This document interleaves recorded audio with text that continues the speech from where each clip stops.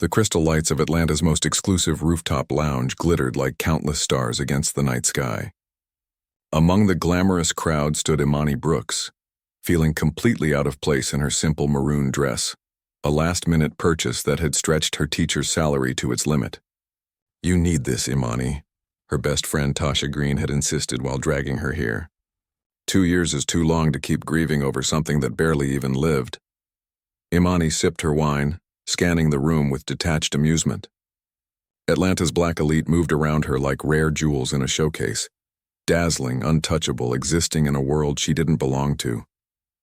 "Don't look now," Tasha whispered, suddenly appearing at her side, but Malik Carter just walked in. Despite the warning, Imani turned.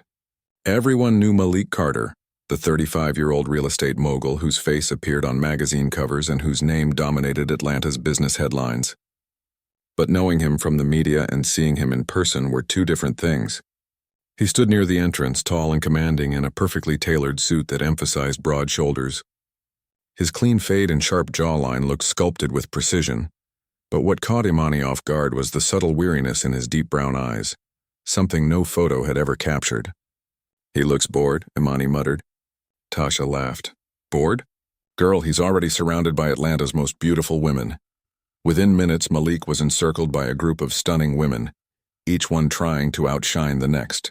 Imani turned away, uninterested in watching the scene play out. She wandered to the balcony, breathing in the warm Georgia night air. The city lights stretched below, glittering as brightly as the stars above. "It's better out here, isn't it?" The deep voice startled her. Imani turned and found Malik Carter himself standing beside her, holding 2 glasses of champagne. He offered one with a calm smile. "I'm fine with my wine, thanks," she said, raising her nearly empty glass. "Fair enough." He placed one glass on the balcony rail and took a sip from the other. "Malik Carter," he introduced smoothly. "I know who you are," Imani replied before she could stop herself, immediately regretting the bluntness. To her surprise, he laughed, a real unpolished laugh that transformed his whole face. "That's refreshing. Most people pretend they don't recognize me, then spend the whole night trying to impress me." "Well, I'm not trying to impress you. Mr. Carter." "Malik, please," he corrected, his gaze locking onto hers with unexpected intensity. "And you are?" "Imani Brooks, a friend of Tasha's. I'm no socialite or business partner, so don't try to figure out which circle I belong to." He tilted his head as if solving a puzzle. "That explains it." "Explains what?" "Why you're the only one here who looks like they actually have a soul." Imani laughed in spite of herself. "That has to be either the worst or the most honest pickup line I've ever heard." "I'll go with honest," he said softly, his smile fading into something deeper. "I've spent too long surrounded by people who only want something from me. Money, connections, status. Tonight I was hoping to find something real." A flutter stirred in her chest. "And you think I'm real?" "I think," Malik said, stepping closer, "that you're the most real person I've met in years." Their eyes locked, and for a moment, the noise of the party, the city, and the world itself disappeared. "Dance with me," he said suddenly. "I should get back to Tasha." Imani hesitated. "One dance," he insisted, hand extended like an invitation, not a demand. "After that, you can walk away and forget the bored millionaire who interrupted your night."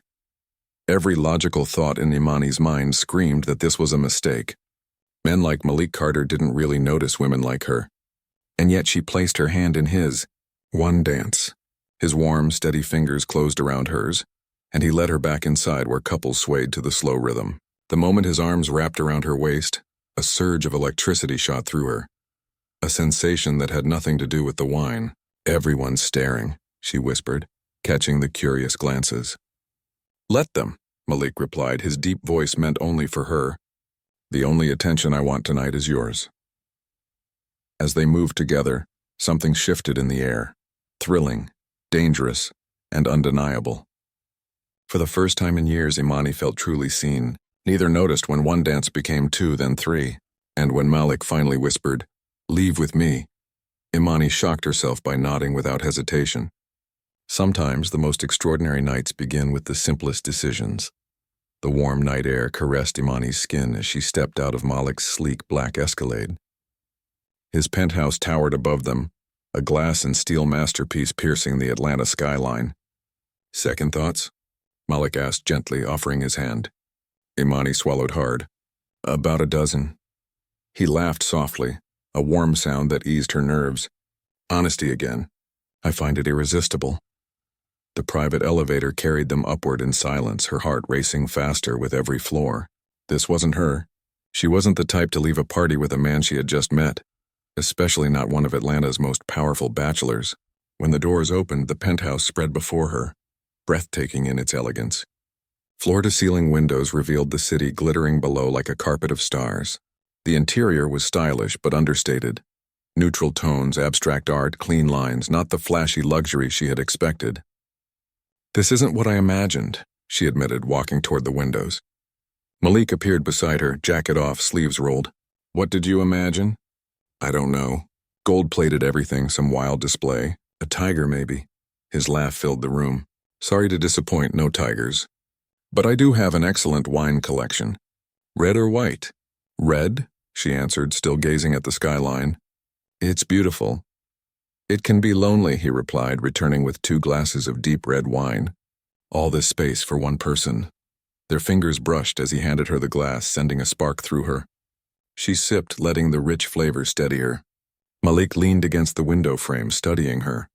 So, Imani Brooks, tell me something real. What do you want to know? Everything. But let's start simple. What do you do when you're not being kidnapped by millionaires? She smiled. I teach kindergarten. Not quite as glamorous as real estate. I disagree, he said seriously. You shape futures. I just build structures. His sincerity caught her off guard. This wasn't the shallow playboy the magazines loved to paint. Your turn. Tell me something real about Malik Carter that isn't in the papers. He thought for a moment. I collect first edition novels. I read Baldwin and Hughes when I can't sleep, which is most nights. And despite the rumors, I haven't been on a real date. One where I truly cared in over 3 years. Until tonight? The words slipped out before she could stop them. His eyes met hers. Until tonight. He set down his glass and moved closer, voice low. I should apologize for being so forward. But I'm not sorry. There's something about you, Imani. Something I've never felt before. Her heart pounded. We just met. This is crazy. His hand brushed her cheek. Or maybe it's the most honest thing either of us has done in years. When his lips touched hers, her doubts dissolved. The kiss began soft, searching, then deepened until her knees trembled. His arms wrapped around her, strong and certain, like he'd been waiting for her forever. They broke apart, both breathless. His forehead rested against hers. Stay, he whispered. Not just tonight. Stay tomorrow, the day after. I don't want to let you go. She pulled back slightly. You don't know me. I know enough. I know you're kind. I saw the way you helped that woman at the party. I know you're passionate. It's in your eyes when you talk about your students. I know you're brave. You left with me despite every warning in your head. That might be foolish, not bravery. He shook his head. No, Imani. A fool would fall into bed with me for my money. You're questioning me, evaluating me. That's courage. She laughed softly. You're very sure of yourself. Only when it comes to what I truly want. And right now I want you in my life, not as a distraction. Not as some story for the tabloids. Something real. You can't possibly know that yet, she whispered. Can't I? His hand found hers, fingers intertwining. Some people search a lifetime for this connection. We found it in one night. Why run from it? Her breath caught. Because this doesn't happen in real life. Millionaires don't fall for kindergarten teachers after one dance. Yet here we are, in real life. And I'm falling for you after one dance. Before she could reply, his lips claimed hers again, hungrier this time. Desire tangled with disbelief. Her body answering questions her mind wasn't ready for. He pulled back, voice rough. I have a proposition. I'm not sure I want to hear it, she said breathlessly. Nothing scandalous, he promised with a smile. Spend the weekend with me, 2 days. Let me show you my world and you show me yours. If you still think it's impossible after that, I'll accept it. Every rational thought urged her to refuse. But instead she heard herself say, 2 days. But no promises beyond that. His smile lit up the room. I'll take it. And as his lips found hers once more, Imani surrendered to the impossible connection, pulling her deeper into Malik Carter's world. Morning sunlight poured through the wide glass windows, flooding the bedroom with golden light. Imani blinked awake, momentarily disoriented by the soft sheets, the spacious room, and the faint sound of waves playing from hidden speakers. Then she remembered. Malik. As if summoned by her thoughts, the bedroom door opened and he entered, carrying a tray with fresh fruit, warm pastries, and 2 steaming mugs of coffee. "You're awake," he said with a smile that sent an unreasonable flutter through her chest. Gone was the polished suit from last night. Now he wore simple linen pants and a white t-shirt that somehow made him look even more striking. "I was hoping to surprise you." Imani sat up quickly, suddenly conscious of how she must look. "I must be a mess." "You look perfect," he said without hesitation, setting the tray beside her before leaning down to kiss her softly. "Good morning." The simplicity of it all, the intimacy, felt surreal. Just 24 hours ago, he had been a distant figure on magazine covers, and now he was serving her breakfast in bed. "I have a confession," Malik said, settling on the edge of the bed. "I canceled all my meetings today and tomorrow." Imani nearly spilled her coffee. "You can just cancel everything like that?" "Perks of being the boss," he replied with a grin, his fingers brushing lazy circles on her arm. "I promised you 2 days. I intend to keep that promise. What about your empire? Won't it fall apart without you?" she teased. He laughed warmly. "Trust me, it'll survive. I have good people to keep it standing." She sipped her coffee, perfectly made, as if he already knew exactly how she liked it. "So what's the plan for these 2 days you've taken hostage?" "First breakfast," he said, feeding her a strawberry. "Then I'll show you my world today. Tomorrow you show me yours." She shook her head. "My world isn't anything like this. No penthouses, no wealth, no yachts." His gaze turned serious. "Your world might be exactly what I've been missing." After breakfast, Malik led her to his private rooftop garden. 30 stories above the busy streets, the space felt like an oasis. Tropical plants lined the paths, and an infinity pool shimmered as if merging with the horizon. "This is incredible," Imani whispered, touching the petals of a hibiscus bloom. "Like a secret paradise." "That's exactly what I wanted," he said, watching her closely. "Somewhere to escape when the noise becomes too much." "Does it become too much?" she asked gently. His expression flickered with vulnerability. "More often than you'd think. Success comes with constant demands. Sometimes I come here to remember what's real." She studied him, realizing that beneath the powerful businessman was a man searching for something deeper. "And is it hard to remember?" she asked. "It was," he admitted, taking her hand. "Until last night. The day unfolded like a dream." Malik showed her his world, not the boardrooms or contracts, but the parts of himself hidden from the public eye. They cruised the coast on his sleek yacht, stopped at a tucked-away art gallery where the owner greeted him like family, and shared lunch at a small black-owned restaurant where the chef hugged him like a son. "This isn't what I expected," Imani said as they strolled along a quiet private beach, their fingers intertwined. "I thought your day would be endless meetings and stock numbers." Malik laughed, squeezing her hand. "Those happen, but they're not what I wanted to share with you." "No disappointment here," she admitted softly. "Just surprise. You're not the man the media paints you to be." He stopped walking and turned to face her, the wind tugging at his shirt. "That man is who people expect. Ruthless businessman. Untouchable bachelor. But it's not all of me. You see the difference, don't you? That's why I couldn't let you walk away last night." His words pressed on her heart. Vulnerability was perhaps his rarest quality, but he was offering it freely. "I see you," she said simply. His lips met hers, gentle at first, tender in a way that made her whole body ache with the truth of it. When they parted, his expression shifted, playful again. "Now there's one more part of my world I want you to see." That evening, Malik escorted her into Atlanta's most prestigious art museum for a charity gala. The moment they stepped inside, the atmosphere shifted. Heads turned, whispers rippled, eyes followed. "Everyone's staring," Imani murmured, conscious of her emerald dress, one Malik had arranged for her on short notice. "Let them," he said, his hand firm at the small of her back. "They're just not used to seeing me with someone who matters." The word sank deep into her chest, dangerous and thrilling. As the night went on, she watched him navigate his world with ease, charming donors, trading words with business leaders, maintaining poise and authority. Yet his attention always returned to her, his gaze locking with hers across the crowd, his hand finding hers whenever possible. As they moved through the glittering crowd at the gala, a tall woman in her 50s approached with practiced elegance. "Malik, darling," she greeted, brushing air kisses against both his cheeks before turning her sharp gaze on Imani. "And who is this?" "Margaret, this is Imani Brooks," Malik said, slipping his arm protectively around her waist. "Imani, this is Margaret Wallace, chairwoman of the museum board and an old family friend." Margaret's eyes swept over Imani, her smile polite but thin. "I must say Malik has never brought anyone to these functions before. You must be very special." Before Imani could respond, Margaret leaned closer, her voice smooth but edged. "A word of advice, dear. Enjoy it while it lasts. Malik's attention is valuable but rarely permanent." "That's enough, Margaret," Malik cut in, his tone silk over steel. "Imani isn't a passing amusement. She's important to me." Margaret raised an eyebrow, amused and skeptical. "Is that so? How unexpected." With that, she drifted away, leaving a faint trace of expensive perfume and judgment behind. "I'm sorry about that," Malik said, his jaw tight. "She's not entirely wrong, is she?" Imani asked quietly. Us! "It isn't real life. It feels like a weekend fantasy."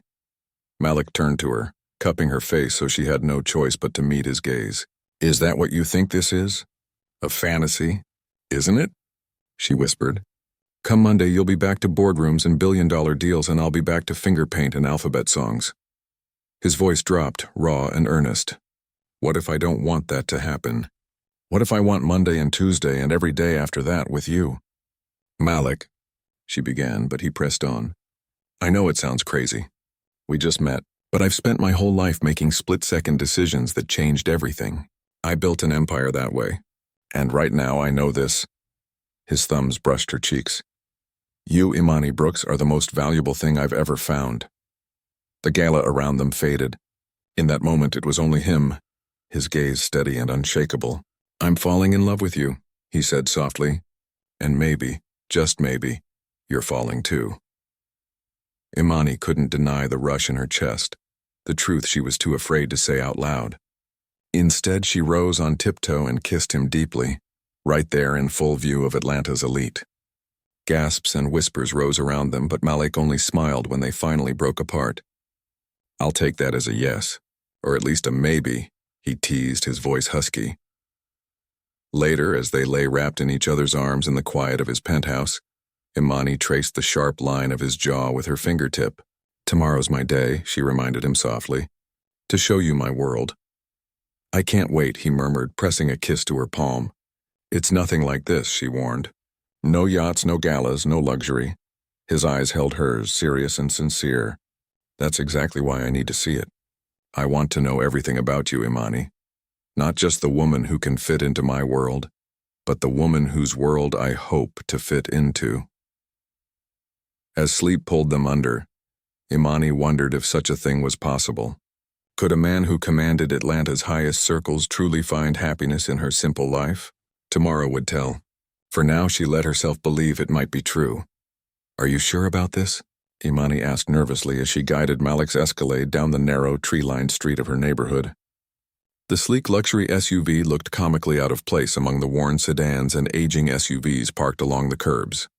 Malik's gaze took in the modest homes with genuine interest.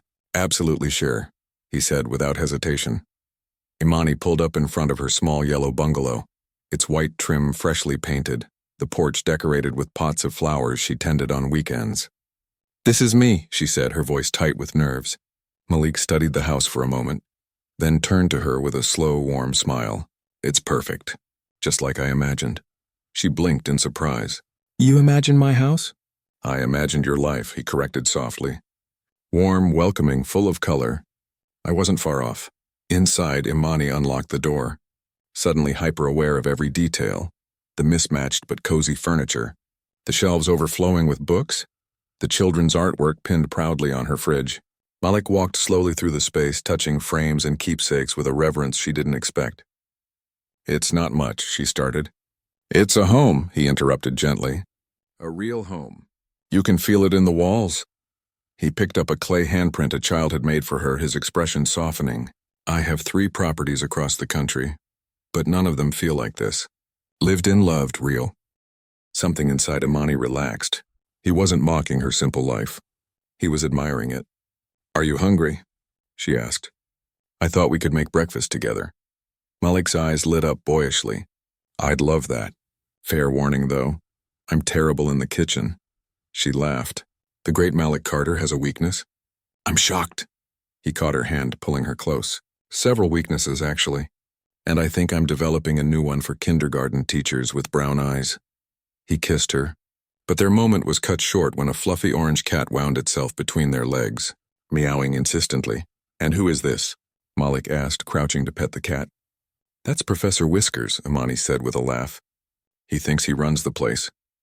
"A fellow academic," Malik said seriously, rubbing the cat's ears as it purred loudly. "I'm honored to meet you, Professor." Imani's heart softened at the sight.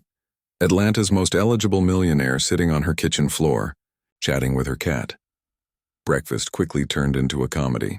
Malik burned the toast, dropped an egg on the floor, and somehow managed to get pancake batter in his hair. "How have you survived this long?" Imani teased, laughing so hard she had to steady herself against the counter. "Restaurants, personal chefs, a world-class talent for ordering takeout," he admitted, grinning sheepishly. She wiped batter from his forehead and kissed him with a smile. "Good to know you're not perfect at everything." They carried their breakfast outside to the small porch, eating in the quiet morning sunshine. Malik leaned back, closing his eyes. "What's next on this tour of Imani's world? Normally my Saturday is grading papers, planning lessons, maybe coffee with friends. Nothing like your world." "It sounds wonderful," he said firmly. "Show me your normal." So she did. They went to her favorite neighborhood coffee shop, where the barista greeted her by name and gave Malik a curious look. They browsed a small bookstore, where Imani proudly showed him the children's section and held up a brightly illustrated book her students loved. Malik studied it seriously, nodding. "I can see why they like it. It's beautiful. You must be an amazing teacher." "I try," she said softly. "The kids make it easy." His eyes darkened with a quiet intensity. "Do you want children of your own someday?" The question startled her. "Yes," she admitted, "someday with the right person." Something flickered across his face. Hope maybe, before he set the book back gently. In the afternoon, they picnicked at a local park where her students spotted her and ran up excitedly, tugging at her hands and chatting about their weekends. Malik watched with open admiration, smiling as children hugged her and begged for her attention. "They adore you," he said when one reluctant little girl finally ran back to her family. "They're easy to love," Imani replied. "Children see the world so clearly without all the complications adults create." Malik's hand found hers. "Like the complications of a teacher and a CEO?" "Exactly like that," she said quietly. As the day faded, she led him to the community garden where she volunteered. Kneeling beside a row of tomato plants, she showed him how to test the soil, how to support branches, how to pull weeds carefully by the root. Malik crouched beside her, his large hands unusually gentle as he tried. "Like this?" "Perfect," she said, smiling. "You're a natural." He studied the green plants with unexpected awe. "I've built towers into the sky, but I've never grown a living thing. I didn't realize how much I've been missing." That evening, Imani introduced Malik to more of her world. They joined Tasha and her husband for dinner at a cozy neighborhood restaurant, the kind of place where the waitstaff knew customers by name and the menu hadn't changed in years. Malik seemed completely at ease, even charmed, laughing with Tasha's husband and sampling dishes with genuine delight. Tasha, however, was less easily impressed. Halfway through the meal, she leaned forward, eyes narrowing at Malik. "So, let me get this straight.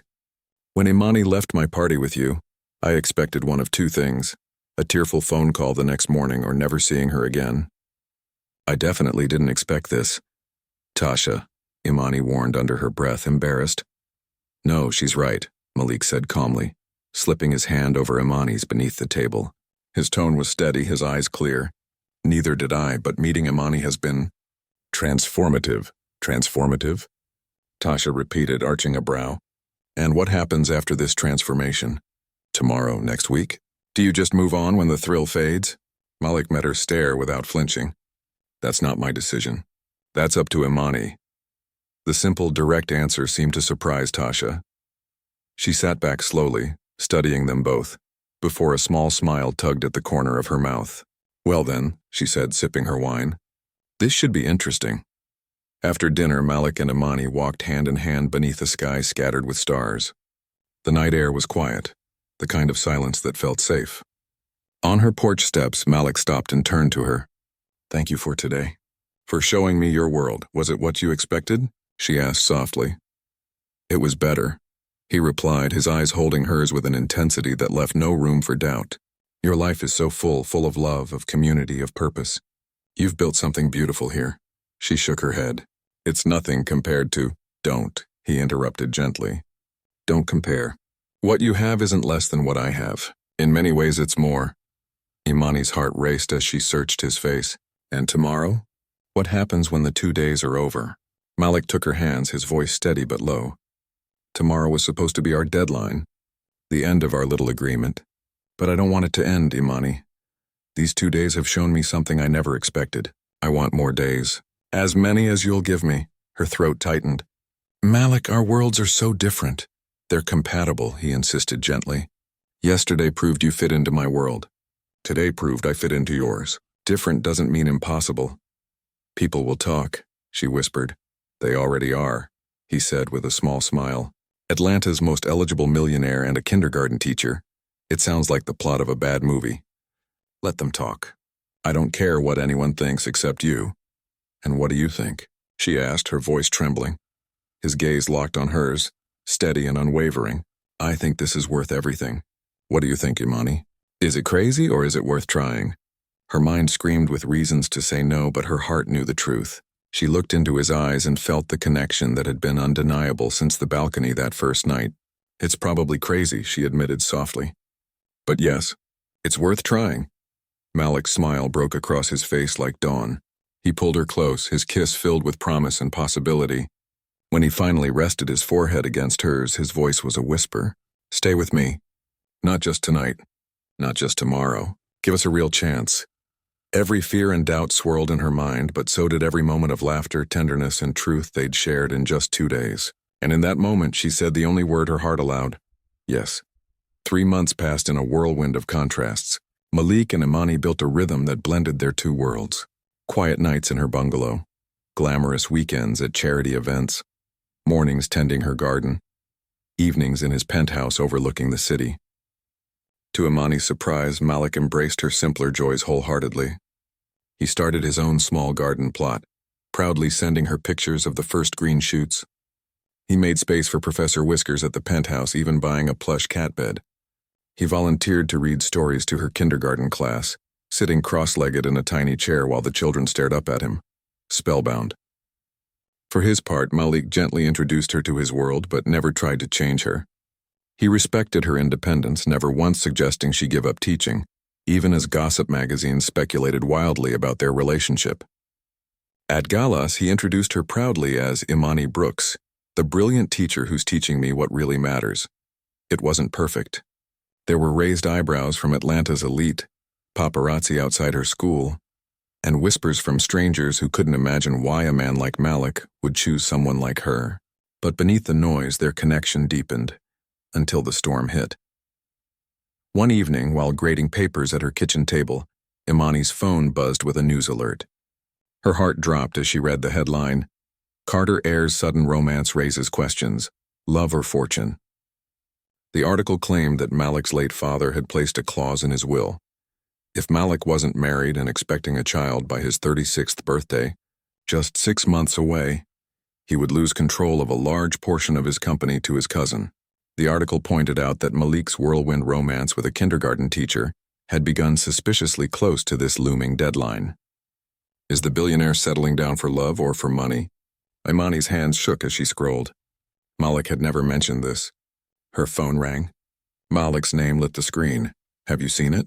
His voice was tight with anger. Yes, she said, forcing her voice to stay steady. Is it true? The silence that followed chilled her. Parts of it, he admitted finally. But not the way they're making it sound. Can I come over, please? I need to explain in person. Imani agreed, her mind a storm of doubts. By the time Malik arrived, looking disheveled and unlike himself, she had steeled her heart. Tell me everything, she demanded the moment he stepped inside. He ran a hand over his face. My father was traditional. Old-fashioned. He built the company from nothing and was obsessed with legacy. When he died, his will included a clause. If I wasn't married with a child on the way by 36, a significant share of the company would pass to my cousin Robert. And you turned 36 in 6 months? She pressed. Yes, Malik admitted, his eyes locked on hers. But Imani, it has nothing to do with that clause. I didn't tell you because it's irrelevant. I fell for you that first night before I knew anything about how you'd fit into my father's ridiculous timeline. But it is relevant, she countered, her voice low, because now I'll never know if your feelings are truly yours or if you're just grateful I showed up at the right time. I know my own heart, he said firmly. He reached for her hands, but she stepped back. I need time, she whispered, her chest tightening. Time to think, Imani, his voice cracked, filled with pain. Don't let a headline or my father's outdated demands come between us. What we have, it's real. The most real thing I've ever known? Maybe, she said, her arms wrapping around herself. But right now I can't tell.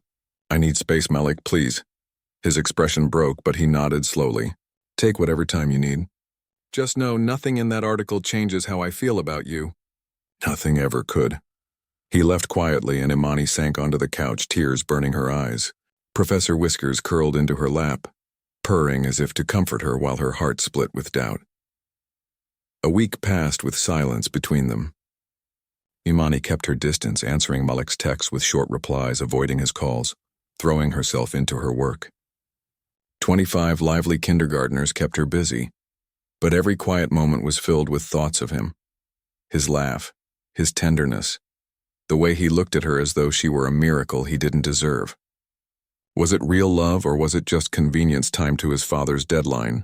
On the 8th day, while she was reading to her class, a commotion stirred in the hallway.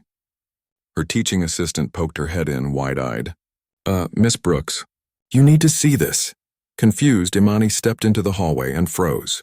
The corridor had been transformed into a garden of paper flowers, thousands of them, taped to walls and dangling from the ceiling. At the far end stood Malik, his tall frame looking uncharacteristically nervous as children and teachers peeked out of classrooms. What are you doing? She whispered, stunned. Making a scene, apparently, he said with a crooked smile. It's the only way to get your attention when you won't answer my calls. Malik, this is my workplace, I know. I cleared it with your principal. She thought it was, her words, not mine, the most romantic thing she'd ever heard. Imani's lips twitched despite herself. You made all these? All 5,322, he said earnestly. One for every hour since the night I met you. Her breath caught. You can't be serious. I'm terrible at crafts, worse than cooking, but I kept going because you mattered. Because we matter. He stepped closer, eyes locked on hers. I've spent this week thinking about everything you said. You're right. The situation is complicated, so I made it simple. Her voice shook. What do you mean? This morning I signed papers restructuring the company. I transferred 40% of my shares into a foundation that will fund education programs across Georgia. Scholarships, art, music, technology. Kids like the ones you teach will benefit for generations. Regardless of whether I marry, regardless of heirs, that money is no longer tied to me or my father's rules. Imani stared at him in disbelief. You gave away your inheritance? That's millions. Billions, he corrected gently. And I didn't give it away. I put it somewhere it can do good. Because of you. Because you showed me what real success looks like. Her eyes filled with tears. Malik, you didn't have to do this. I did. For us, yes, but also for me. These months with you have changed me. You've changed me. You've made me question what I want my life to be about. And the answer is you. He took her hands, his thumbs brushing her skin. I love you, Imani Brooks. Not because of my father's timeline, not because of some deal, but because you've shown me a better way to live. A real way. And I can't imagine my world without you in it. Around them, the school hallway had filled with onlookers. Teachers, students, staff, all holding their breath. Malik reached into his pocket and pulled out a small velvet box. He knelt on one knee, surrounded by paper flowers. Imani Brooks, he said, his voice clear and sure. Will you marry me? Not for wealth. Not for legacy. But because you're the only person I've ever truly belonged with. Time stopped. She looked down at the man who had built towers into the sky yet knelt before her without pride. The man who had crafted thousands of paper flowers with his own hands. The man who had given away billions to prove his love. Her heart knew the answer before her lips moved. Yes, she whispered. Then louder. Yes. Malik slipped an emerald ring onto her finger. Beautiful but understated, just like her. Cheers erupted in the hallway, children squealing with excitement, teachers applauding. Malik stood, pulling her into his arms as she laughed through her tears. I promise, he whispered against her hair. You'll never doubt why I love you. Not ever again. 1 year later, the morning sun spilled across the shore as waves rolled gently against the sand. Imani stood on the deck of the beachfront home she now shared with Malik, coffee in hand, the ocean stretching endlessly before her. The house wasn't his penthouse or her bungalow. It was something new, built together, blending luxury with warmth, a place that truly felt like theirs. Arms wrapped around her waist from behind, strong and familiar. Malik pressed a kiss to her neck. There you are. I thought you disappeared. Just enjoying the view? She said softly, leaning back into him. Dangerous activity before coffee?